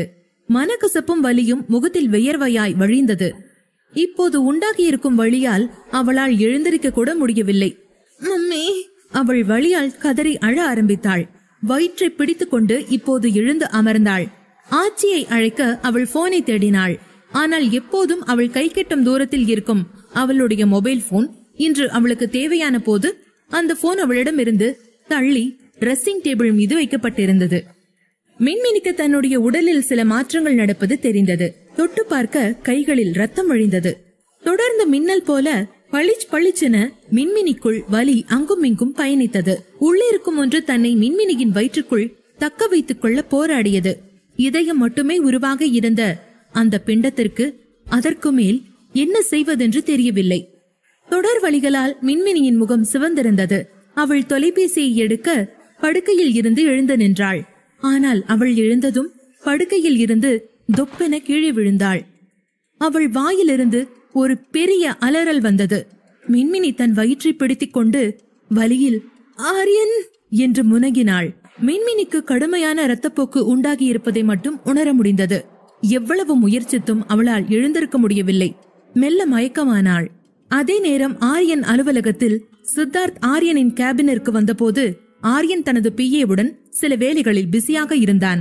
ஆரியனுடைய பிஏவை பார்த்து சித்தார்த், யோ சரவணா, கொஞ்சம் ஆரியனை ஃப்ரீயா விடியா, நாங்கெல்லாம் எதுக்கு இருக்கோம், எங்க கிட்டையும் நீ ஒர்க் ஷேர் பண்ணலாம் என்றான். அதை கேட்ட சரவணன் சிரித்துக்கொண்டே எஸ் சார் என்று சொல்லிவிட்டு அங்கிருந்து கிளம்பினான். சித்தார்த் ஆரியன் முன் அமர்ந்து, ஏண்டா ஆர்யா, நான் உன்கிட்ட என்ன சொல்லி அனுப்பின, நான் பாத்துக்கிறேன், நீ மெல்லமாவான்னு சொல்லியிருந்தேன்ல, இப்ப எதுக்கு இவ்வளவு பரபரப்பா ஒர்க் பண்ற என்றான். அதை கேட்ட ஆரியன், டே, இது லாஸ்ட் மீட்டிங்டா.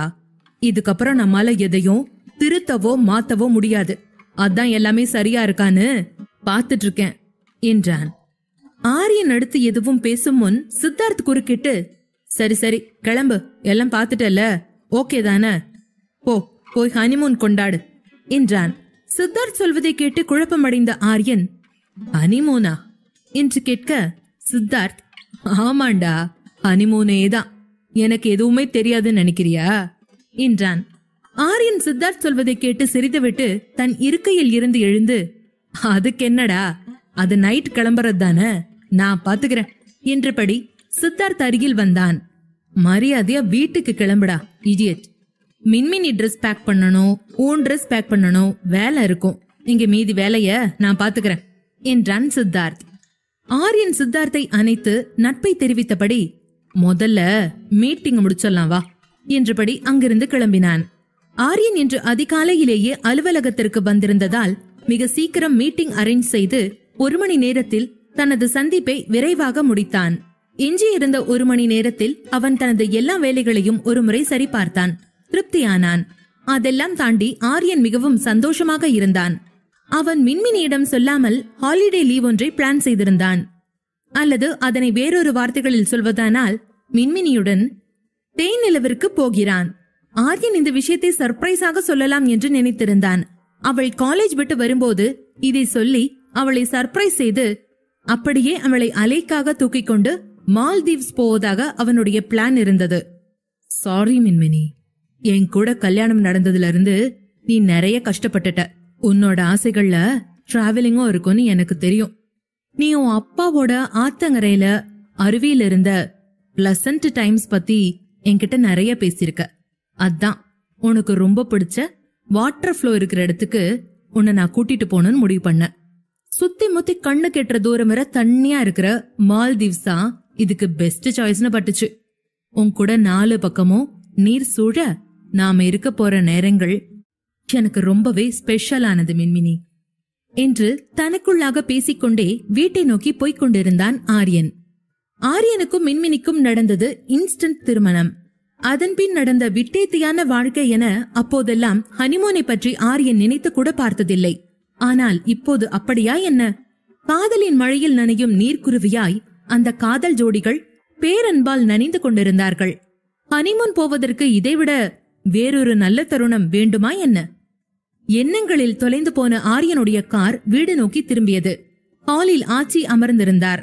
முதலில் இந்த ட்ரிப் பத்தி ஆச்சியிடம் சொல்லிவிடலாம், அதன் பின்னர் மின்மினிக்கு சொல்லலாம் என்று ஆரியன் முடிவு செய்து ஆச்சி அருகில் அமர்ந்தான். ஆச்சி ஆரியனை பார்த்து கடிகாரத்தில் நேரை பார்த்து, என்னாச்சு ஆரியன், இவ்ளோ சீக்கிரமா வந்துட்ட என்றார். அறைக்குள் கீழே மயங்கி இருந்த மின்மினி எழுந்து அமர்ந்தாள். உள்ளுக்குள் உண்டாகும் வலி தாங்க முடியாத அளவிற்கு இருந்தது. வலியில் கண்களை மூடினாள். தனக்குள் ஏதோ உடைவது போல உணர்ந்தாள்.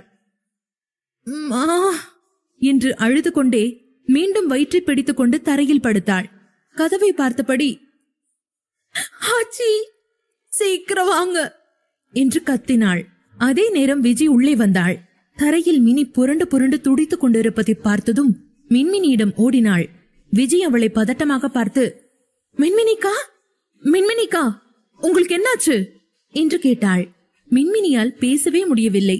வலியால் கண்களை இறுக மூடிக்கொண்டு உதட்டை கடித்துக் கொண்டு அடிவயிற்றை பிடித்துக் கொண்டு குறுகி படுத்தாள்.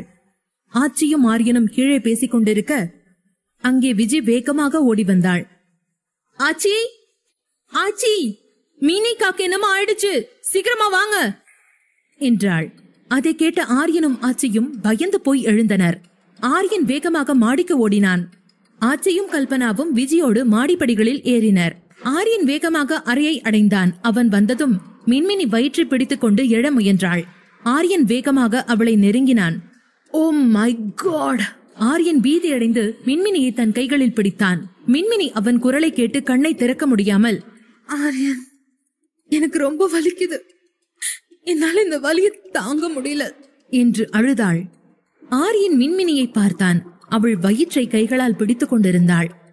அவள் கால்களின் இடையே ரத்தம் வழிந்தது. மின்மினியை அந்த கோலத்தில் பார்த்த ஆரியன் பேயறைந்தவன் போல நின்றான். பின் சுதாரித்துக் கொண்டு வேகமாக மின்மினியை தன் கைகளில் தூக்கி கட்டிலில் போட முயற்சிக்க, படுக்கையில் ஏற்கனவே ஒரு பெரிய இரத்தக்கரை இருந்ததால் அவளை அங்கே படுக்க வைக்க முடியாமல் அப்படியே நின்றான். அதற்குள் ஆச்சியும் கல்பனாவும் அறைக்குள் நுழைந்தனர். ஆச்சி அவசர அவசரமாக மாடிப்படிகளில் ஏறியதால் அவருக்கு மூச்சு திணறல் ஏற்பட்டது. மூச்சரித்துக் கொண்டே, என்னாச்சாரியன், மின்மினிக்கு இப்ப எப்படி இருக்கு என்றார். ஆரியன் அறையில் மின்மினியை தன் கைகளில் ஏந்தி இருந்தான்.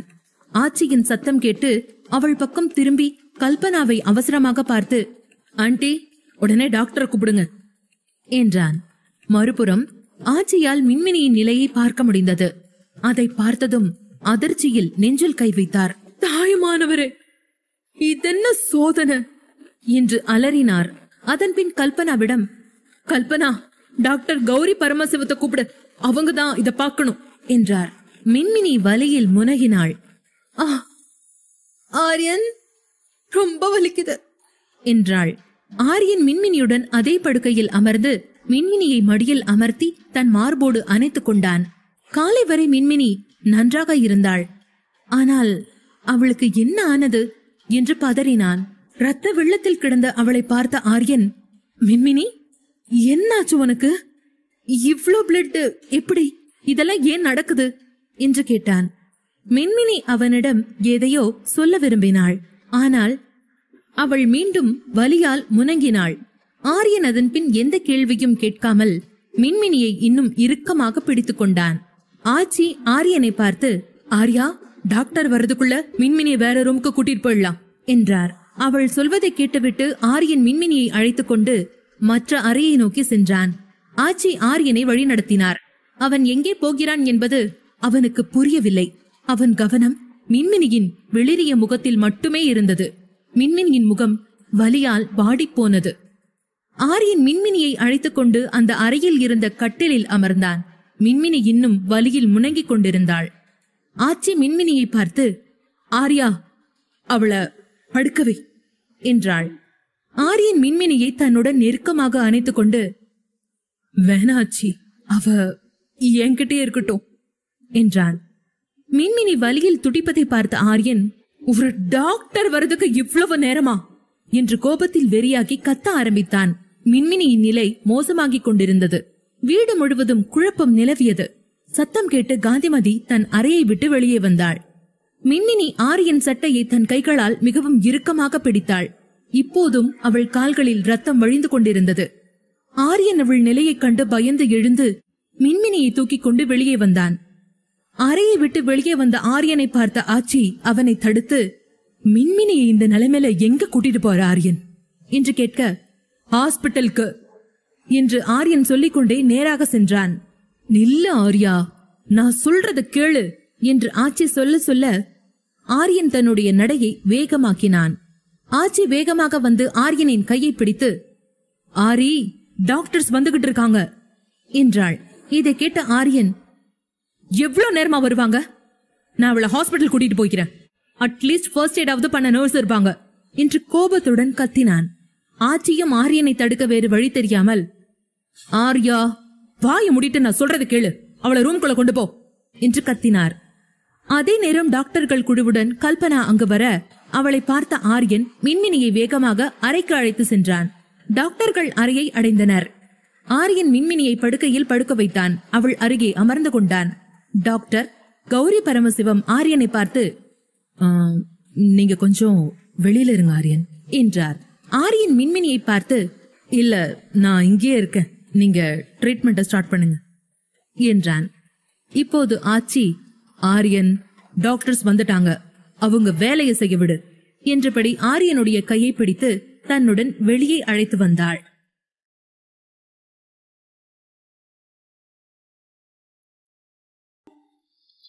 பாகம் 100. ஆச்சி மருத்துவர்கள் மின்மினியை சோதனை செய்யட்டும் என்று ஆரியனை அங்கிருந்து வெளியே அழைத்து வந்தார். ஆரியன் ஒரு மூலையில் அமைதியாக நின்றான். காலையில் கிளம்பும் போது நன்றாக இருந்தவளுக்கு திடீரென்று என்ன நடந்தது என்று அவனுக்கு ஒன்றும் புரியவில்லை. மின்மினிக்கு ஏன் இவ்வளவு ரத்தம் வெளியேறுகிறது? சாதாரண பீரியட்ஸ் என்றால் இது இவ்வளவு வெளியேறாதே என்று அவன் தனக்குள்ளாக யோசித்துக் கொண்டிருந்தான். சத்தம் கேட்டு காந்திமதியும் மாடிக்கு வந்திருந்தார். இங்கே ஆச்சி கூப்பிய கைகளுடன், கர்ப்பரட்சாம்பிகா காப்பாத்தும்மா என்று கடவுளை வேண்டிக் கொண்டு நின்று கொண்டிருந்தார். கல்பனாவும் உடன் வேண்டிக் கொண்டிருந்தார். டாக்டர்கள் அறைக்குள் பரபரப்பாக மின்மினியை கையாண்டு கொண்டிருந்தனர். நீண்ட நேரமாகியும் உள்ளே என்ன நடக்கிறது என்பது புரிந்து கொள்ள முடியவில்லை. ஆரியனுக்கு இதய துடிப்பு அதிகரித்துக் கொண்டே போனது. அப்போது கதவை திறந்த டாக்டர் கௌரி வெளியே வந்தார். டாக்டர் வெளியே வருவதை பார்த்த ஆச்சி வேகமாக அவரை அடைந்தார். ஆரியனும் கௌரியிடம் வேகமாக ஓடி வந்தான். ஆச்சி டாக்டரிடம், என்னாச்சு கௌரி, காப்பாத்த முடிஞ்சுதா என்று கேட்டார். சிறிது வருத்தம் அடைந்த டாக்டர் கௌரி ஆச்சியிடம், ஆன்டி, நிறைய ட்ரை பண்ணோம், ஆனா எங்களால குழந்தைய காப்பாத்தி நிறுத்தி வைக்க முடியல என்றார். டாக்டர் சொல்வதை கேட்டு ஆச்சியின் கைகள் நடுங்க ஆரம்பித்தன. அதை பார்த்த கல்பனா ஆச்சியை தாங்கி பிடித்து சோஃபாவில் உட்கார வைத்தாள். டாக்டரின் பேச்சை கேட்ட ஆரியன் அதிர்ந்து போனான். குழந்தையா என்று தனக்குள் முனங்கினான். கௌரி பரமசிவம் அவன் பேச்சை கேட்டு ஆரியன் முகத்தை பார்த்து, ஆமா, இட்ஸ் a baby. உங்க வைஃப் 5 வீக் பிரெக்னெண்டா இருந்திருக்காங்க, உங்களுக்கு சொல்லலையா என்று கேட்டார். அவள் பேச்சை கேட்டு ஆரியன் திகைத்தான். 5 வார கர்ப்பமா? எனக்கு இப்படி இது தெரியாம போச்சு. அவளும் சொல்லல. அப்போ அந்த வாந்தி, பசி, கிரேவிங் எல்லாமே நான் நினைச்சது மாதிரி பிரெக்னன்சி சிம்டம்ஸ் தானா?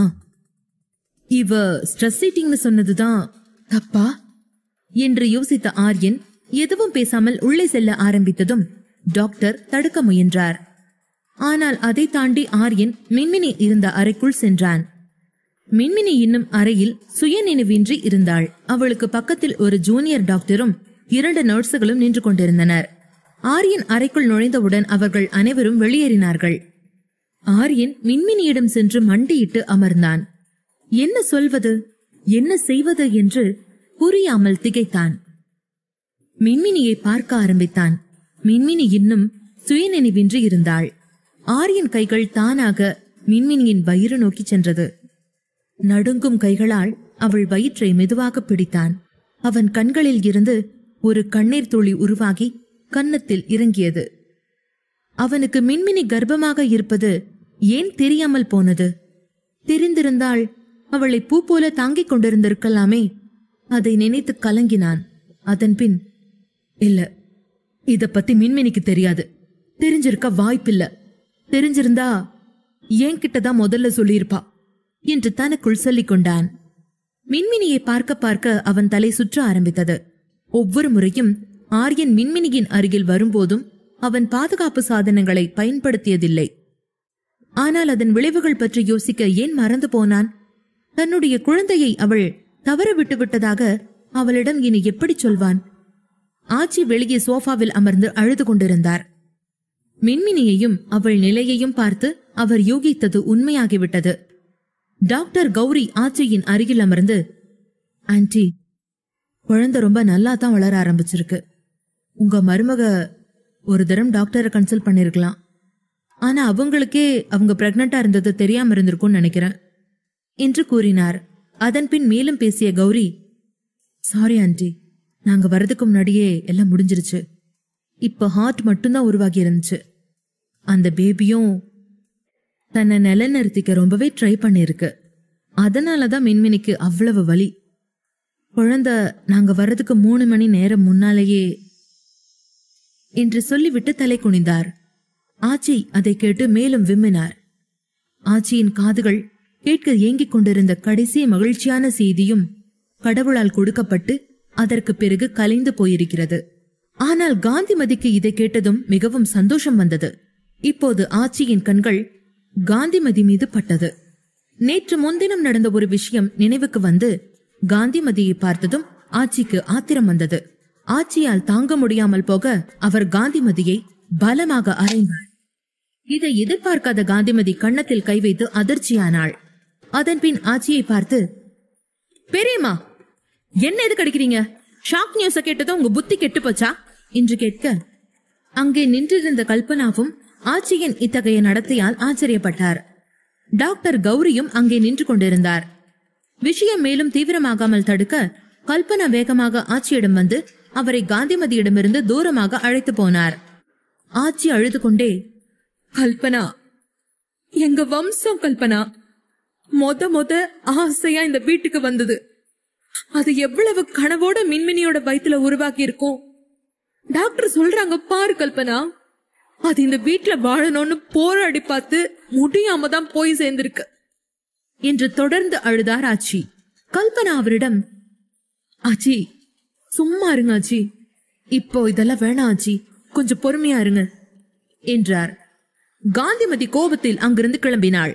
அதன் பின் கொஞ்சம் சமாளித்துக் கொண்டு சகஜ நிலைக்கு வந்த ஆச்சி கௌரியிடம் சென்று, மின்மினி என்ன நிலைமையில இருக்கா கௌரி என்று கேட்க, அதை கேட்ட கௌரி அவரிடம், அவங்க சரியாயிருவாங்க ஆண்டி, ரத்தம் ரொம்ப போனதுனால கொஞ்சம் வீக்கா இருக்காங்க, மெடிசின்ஸ் இருக்கு, கவலைப்படாதீங்க, அவங்கள பழையபடி கொண்டு வந்துடலாம் என்றார்.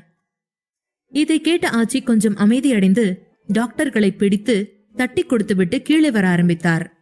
அதன்பின் நேராய் கோவிலில் வந்து அமர்ந்தாள். கல்பனாவும் அவரை பின்தொடர்ந்தார்.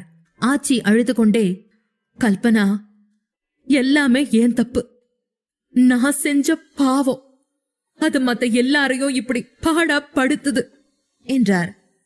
கல்பனா அமைதியாய் அங்கிருந்த மரகதலிங்கத்தை பார்த்தார். இதெல்லாம் பேசாதீங்க ஆச்சி, எல்லாமே நம்ம கையில இல்ல, அவரோட விருப்பம், ஈஸ்வரன் சித்தம் என்றார். ஆச்சி கோபமாக, இல்ல கல்பனா, இதெல்லாம் ஏன் தப்பு, ஆரியம் இல்லாத நேரத்துல மின்மினிய நான் சரியா கவனிக்கல, அவ பிரெக்னன்ட்னு எனக்கு தெரியாமையே போயிடுச்சு, வீட்டுக்கு பெரியவளா இருந்தும் பிரயோஜனப்படாம போயிட்ட என்று கூறினார். ஆச்சி மரகதலிங்கத்தை பார்த்து கொண்டே, நான் செஞ்ச இன்னொரு தப்பு, மின்மினிக்கும் ஆரியனுக்கும் கல்யாணம் ஆனப்புறம் எல்லாம் தானா சரியா போயிடும் நினைச்சது. நான் அப்பப்ப அவங்களுக்கு நடுவுல போய் பேசி இருந்திருக்கணும். ஐயா ஆரியன் மின்மினிக்கு பொருத்தமானவன் இல்லன்னு அடிக்கடி சொல்லிட்டே இருந்தாரு. இப்ப அது நிஜமாயிடுச்சு. அவன் மட்டும் கோபிச்சுக்கிட்டு அவன் அப்பார்ட்மெண்ட்ல போய் தங்காம இருந்திருந்தான்னா இந்நேரம் தாயையும் பிள்ளையும் காப்பாத்திருக்கலாம் என்று ஆச்சி விசும்ப, நீங்க முதல்ல எழுந்த தண்ணி குடிங்க ஆச்சி, 3 மணி நேரமா இப்படியே ஸ்ட்ரெஸ்ல இருக்கீங்க, இந்த நேரத்துல உங்களுக்கு ஏதாவது ஆனா நம்ம மின்மினியை யார் பாக்குறது, எந்திரிங்க, வாங்க என் கூட என்றபடி கல்பனா ஆச்சியை அழைத்து கொண்டு போனார். அதே நேரம் அறையில் ஆரியன் மின்மினியின் அருகில் அவள் கையை பிடித்தபடி அமர்ந்திருந்தான். மின்மினி இன்னும் சுயநினைவின்றி இருந்தாள். டாக்டர் கௌரி அறைக்குள் நுழைந்து ஆரியனை லேசாக தலையில் தட்டி, it's okay Aryan, we have time என்றார். ஆரியன் அமைதியாக மின்மினியையே பார்த்து கொண்டிருந்தான். டாக்டர் கௌரி ஆரியனின் அருகில் அமர்ந்தாள். கௌரி மின்மினியை பார்த்து கொண்டே, 2 பேருக்குமே எப்படி இது தெரியாம போச்சு Aryan? You both are adults right? இதுக்கான ரெஸ்பான்சிபிலிட்டி யாரோடது? உங்களோடது தான் இல்லையா? இனிமே கவனமா இருங்க ஆரியன். மின்மினியும் பிரெக்னன்ட்னு தெரியாம அவங்களும் கேர்லெஸ் மிஸ்டேக்ஸ் சிலது பண்ணிருக்காங்க. அது ஒரு உயிர் ஆரியன். 4 வாரத்துல அந்த பிண்டத்துல முதல் ஹார்ட் உருவாகும். உனக்கு இந்த சயின்ஸ் தெரியுமா? அந்த ஹார்ட் துடிக்க துடிக்க அதுக்கப்புறமா தான் ஒவ்வொரு பாகமா வளர ஆரம்பிக்கும். அதனாலதான் காதலுக்கு அடையாளமா இதயத்தை சொல்றாங்களோ என்னவோ. ஒரு மனுஷியோட காதலுக்கு அடையாளமா அவங்க கையில கிடைக்கிற நிரந்தர பரிசு தான் அவங்களோட குழந்தைங்க என்று பெருமூச்சு விட்டார் டாக்டர். அவர் பேச பேச ஆரியனுக்கு உடல் ஆடியது. நடுங்கிய கைகளோடு முகம் பொத்திக் கொண்டான். ஐ எம் சாரி கௌரிமா என்று டாக்டர் கௌரியின் கைகளை தன்னுடைய முகத்தில் வைத்து அழ ஆரம்பித்தான். டாக்டர் கௌரி ஆரியனின் கண்ணங்களை தட்டி கொடுத்தார். It's going to be fine Aryan. இதெல்லாம் ஏன் சொல்றேன்னா நீங்க இதுக்கப்புறமாவது கவனமா இருக்கணும்னு தான் என்றார். டாக்டர் கௌரி ஆரியனின் அம்மா உமையாளின் சிநேகிதிகளில் ஒருவர். சென்னையின் பிரபல மகப்பேறு மருத்துவர்களில் ஒருவர். உமையாளுக்கு பிரசவம் பார்த்து ஆரியனை முதலில் கைகளில் ஏந்தியவரும் டாக்டர் கௌரிதான். ஆரியன் சில நொடிகளில் சமநிலைக்கு வந்தான். மின்மினியை கை காட்டி, இவளுக்கு இப்போ எப்படி இருக்கு, சரியாயிடுமா என்று கேட்டான். டாக்டர் கௌரி, ஆமா பரவாயில்ல, சின்ன வயசு, அதனால இதெல்லாம் தாங்குற சக்தி அவ உடம்புல நிறையவே இருக்கும். கொஞ்ச நாள் வீக்கா இருப்பா, அத மட்டும் மனசுல வச்சுக்க. நான் சொல்றது புரியுதா ஆரியன்? 1 மாசம் நோ மோர் இன்டிமசி. கொஞ்ச நாளைக்கு அது வேணான்னு விலக்கி வைங்க. 2 பேருமே கண்ட்ரோலா இருக்கணும். குறைஞ்சது அடுத்த 3-4 மாசத்துக்கு செகண்ட் பிரெக்னன்சி நடந்துடக்கூடாது. கவனமா இருங்க. மீதியெல்லாம் டெஸ்ட் ரிசல்ட் வந்ததுக்கு அப்புறமா சொல்றேன் என்றார். ஆரியன் அமைதியாகி அவள் சொல்வதை கேட்டுக்கொண்டிருந்தான். டாக்டர் கௌரி ஆரியனை அன்பாக அணைத்து கொண்டார். நான் பார்க்க பிறந்தவன் நீ. இந்த பூமிக்கு வந்த உன்னை முதல்ல நான் தான் என் கையில ஏந்தி வாங்கிட்டேன். நீ வருத்தப்பட்டா பர்சனலி என்னால தாங்க முடியாது. குழந்தைக்கும் அம்மாவுக்கும் நடுவுல எப்பவுமே இதுதான வார்த்தைகள்ல விவரிக்க முடியாத பந்தம் ஒண்ணு ஆழமா இருக்கும். மின்மினிய ஹேண்டில் பண்ணணும்னா நீ முதல்ல தைரியமா இருக்கணும் என்றார். அதற்கு மேல் எதுவும் பேச முடியாமல் ஆரியன் அமைதியாக நின்றான். இங்க ஒரு ஜூனியர் டாக்டர் இருக்கட்டும், ஏதாவது பிரச்சனைனா என்ன கூப்பிடுங்க, காலையில வந்து பாக்குறேன் என்று ஆரியனிடமிருந்து விடை பெற்றார் டாக்டர் கௌரி. டாக்டர் சென்றதும் ஆரியன் எழுந்து பால்கனிக்கு வந்தான். முழுவதுமாய் ஸ்தம்பித்து போயிருந்தான். அவனுடைய மூளையும் இதயமும் கொஞ்ச நேரம் தங்களுடைய வேலையை நிறுத்திவிட்டு ஆரியனை கவனித்தன. இங்கே டாக்டர் சென்ற பிறகு சொக்கலிங்கம் ஐயாவும் சித்தார்த்தின் தாத்தா மகாதேவனும் ஏதோ பேசி சிரித்துக்கொண்டே உள்ளே வந்தார்கள். அப்போது அழகுமேனாள் ஆச்சி படிக்கட்டுகளில் ஏறிக்கொண்டிருந்தார். மகாதேவனுடன் சோஃபாவில் அமர்ந்த ஐயா, மீனா இங்கே வா, எங்களுக்கு சாப்பாடு எடுத்து வைக்கிறியா? நாங்க சாப்பிட்டு வெளியே கிளம்புறோம் என்றார்.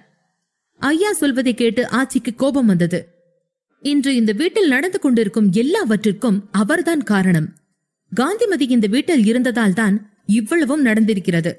ஐயா தான் பாசத்தின் காரணமாக காந்திமதியை இங்கேயே தங்க வைத்திருந்தார். ராஜ் மின்மினியை சித்திரவதை செய்ததற்கும் காந்திமதி இதிலெல்லாம் சமபங்கு இருக்கலாம் என்று ஆச்சி யோசித்தார். அவர் எப்போதும் காந்திமதியை நம்பியதே இல்லை. மின்மினி கர்ப்பமாக இருந்தது அவளுக்கு தெரிந்துதான் இருக்கிறது. அதனால்தான் முதல் நாள் அவளுக்கு பப்பாளி பழங்களை கொடுக்க முயற்சி செய்து கொண்டிருந்தாள். அவள்தான் இந்த குழந்தை, என் வம்சம், இந்த வீட்டின் வாரிசு கலைந்து போக காரணம். ஆச்சி பல்வேறு யோசனையில் அப்படியே நின்றார். தான் பேசியது கேட்டும் பதில் சொல்லாமல் அழகு மீனாள் ஒரே இடத்தில் சிலை போல நின்று கொண்டிருப்பதை பார்த்த ஐயா அருகே சென்று, என்னாச்சு மீனா, உடம்பு எதுவும் சரியில்லையா என்று கேட்டார். ஐயாவுக்கு ஆச்சி ஏதோ ஞாபகங்களில் தொலைந்து போனது போல் தோன்றியது. ஆச்சி எதுவும் பேசாமல் திரும்பி படியேற ஆரம்பித்தார். இதை பார்த்த ஐயா ஆச்சியின் கையை பிடித்து நிறுத்தி, மீனா, உன்னதான் கேக்குறேன், என்ன நடந்துச்சு என்று கேட்க ஆச்சி கோபமாக, என் கையை விடுங்க. ஐயா பிடியில் இருந்து கையை விடுவித்துக் கொண்டார். ஆச்சி இப்படி கோபப்படுவதை பார்த்து ஐயா அவர் கையை விட்டுவிட்டார். அவர் பதிலுக்கு ஏதோ பேச நினைக்க, ஆனால் ஆச்சி அதை அலட்சியப்படுத்திவிட்டு படியேறிக் கொண்டிருந்தார். நடந்தவைகளை பார்த்து கொண்டிருந்த மகாதேவன் சொக்கலிங்கம் ஐயா அருகில் வந்து, என்னாச்சு சொக்கா, மீனா உன் மேல கோவிச்சுக்கிட்டு போற மாதிரி தெரியுது என்றார். பதில் எதுவும் பேசாமல் ஐயா படிக்கட்டுகளில் ஏறும் ஆச்சியை பார்த்து கொண்டிருந்தார். ஆச்சியின் அதீத கோபத்தை பார்த்ததுமே ஐயாவிற்கு என்னவோ பயமாக இருந்தது. ஏதோ இந்த வீட்டில் தவறான விஷயம் நடந்திருக்கிறது, அதற்கு நான் காரணம் என்று மீனாள் நினைக்கிறாள் என்று ஐயா யோசித்தார். அங்கே பரபரப்பாக வந்து கொண்டிருந்த கல்பனாவிடம், வீட்ல ஏதாவது ப்ராப்ளமா கல்பனா? ஏன் எல்லாரும் பரபரப்பா மேல ஓடுறீங்க என்று கேட்க, கல்பனா ஐயாவிடம் வந்து, ஐயா, நம்ம மின்மினி குட்டிக்கு என்று பேச முடியாமல் தயங்கிய கல்பனா, மின்மினிக்கு அபாஷன் ஆயிடுச்சுங்கய்யா என்றாள். கல்பனா சொன்னதை கேட்ட ஐயா அதிர்ச்சியோடு நிற்க, மகாதேவனும் அதிர்ந்து போயிருந்தார். ஐயா தான் கேட்டதை நம்ப முடியாமல், என்ன சொல்ற கல்பனா என்று கேட்க, கல்பனா அவரிடம், ஐயா, நீங்க கேட்டது நிஜம்தான். மின்மினி கர்ப்பமா இருக்கான்னு எங்க யாருக்கும் தெரியாது. அது தெரிய வர்றதுக்குள்ள கரு கலைஞ்சிருச்சு என்றார். இதை கேட்ட ஐயா ஆச்சியை வேகமாக பின்தொடர தொடங்கினார். மீனா நில்லு, நானும் வரேன் என்றபடி அவரும் படியேற, ஆனால் ஐயாவின் பேச்சை கேட்காமல் நேராக மின்மினியின் அறைக்கு சென்றார் ஆச்சி. மின்மினிக்கு இன்னும் சுயநினைவு வரவில்லை. அவளை பார்க்க பார்க்க ஆச்சியின் கண்களில் கண்ணீர் வந்தது. ஆச்சி மென்மையாய் அவள் அருகே அமர்ந்தாள். அறைக்கு வெளியே பால்கனியில் நின்று ஆகாயத்தை வெறித்துக் கொண்டிருந்த ஆரியன் ஆச்சியின் வருகையை உணர்ந்து உள்ளே வந்தான்.